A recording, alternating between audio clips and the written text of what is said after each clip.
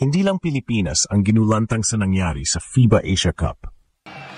Brownlee gets it up. He makes it! Ang buong basketball world nabigla sa pambihirang panalo ng Gilas Pilipinas kontra Saudi Arabia sa overtime.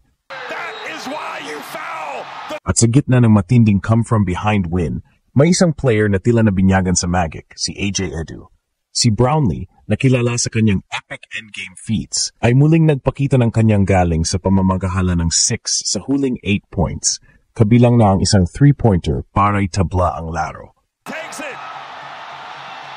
You do Ang magic na ito ni Brownlee ay nasaksihan mismo ni Edu na may double-double performance at nagsabing, JB did what JB does. not run the risk with a player like Brownlee.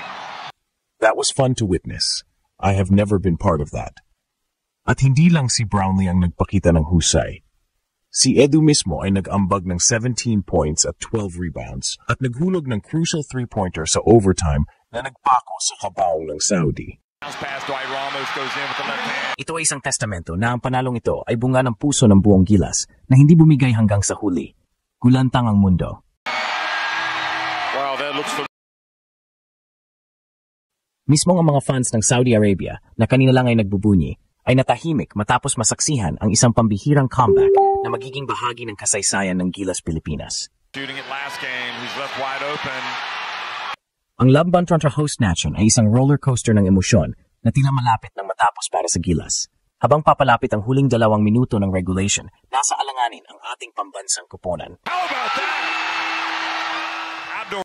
Nakalamang ang Saudi ng 77-71 at tila patapos na ang laban.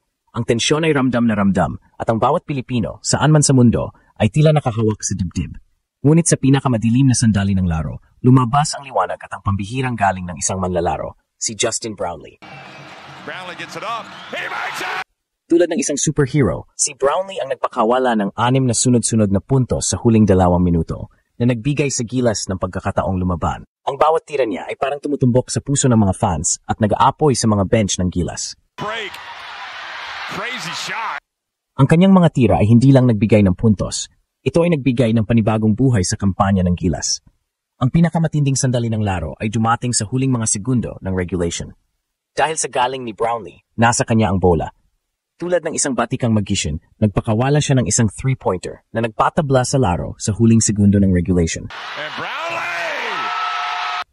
Ang tira na iyon ay nagpadala sa laro sa overtime. Ang buong stadium, na kanina lang ay puno ng sigaw ng mga Saudi fans, ay nabalot ng katahimikan at pagkamangha. Ang lahat ay nakatulala, hindi makapaniwala sa kanilang nasaksihan. Ang magic na ito ni Brownlee ay hindi na bago sa mga fans na nakasubaybay sa kanyang karera. Kilala siya sa kanyang epic endgame feats na nagsimula pa noong 2016 para sa Ginebra sa PBA Governors Cup Finals.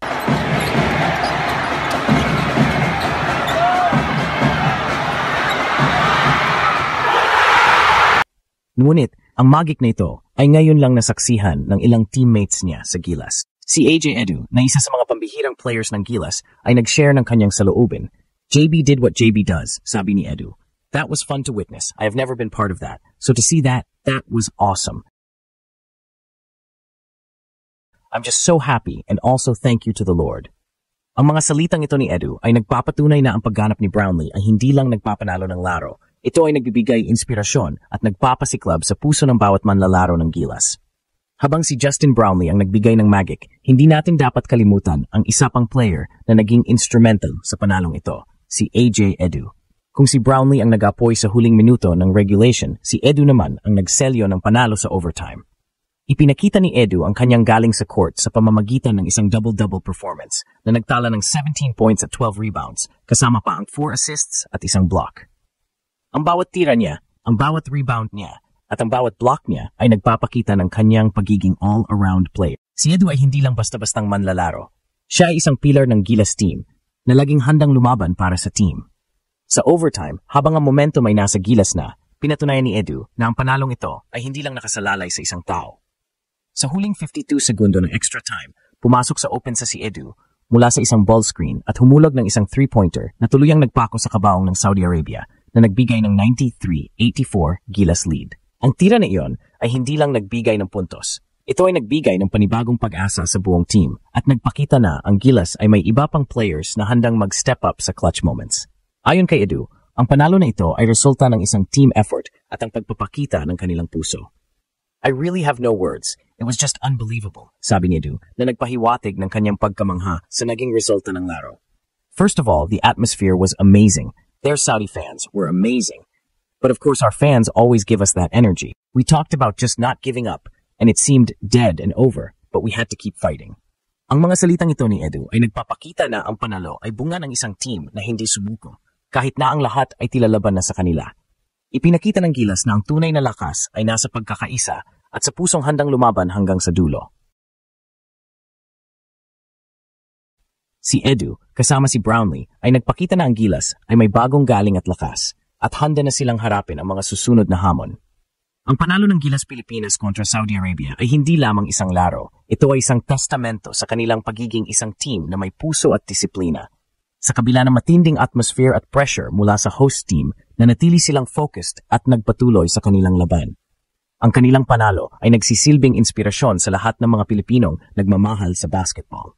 Ipinakita ng Gilas na ang tunay na lakas ay hindi lang nasusukat sa talent, kundi pati na rin sa puso at determinasyon. Ang kanilang depensa ay naging mas matatag, ang opensa ay naging mas cohesive, at ang bawat player ay nag-contribute sa kanilang tagumpay. Ang pagkakaroon ng isang player tulad ni Justin Brownlee na may kakayahang manalo ng mga laro sa huling minuto at isang player tulad ni AJ Edu na may all-around na galing ay nagpapatunay na ang Gilas ay mayroong sapat na firepower para makipagbakbakan sa pinakamataas na antas ng kompetisyon. Ang panalo na ito ay isang mahalagang hakbang para sa Gilas. Ito ay nagpapakita na ang kanilang pagsubok at pag-angat mula sa kanilang early setbacks ay nagbunga. Ang Gilas ngayon ay isang team na may kumpiyansa at may never-say-die spirit. Ang kanilang panalo ay nagbigay ng panibagong pag-asa sa bawat Pilipinong nagmamahal sa basketball. Ang pag-angat ng Gilas mula sa kanilang early setbacks ay isang inspirasyon na nagpapakita na ang pagsubok ay bahagi ng tagumpay.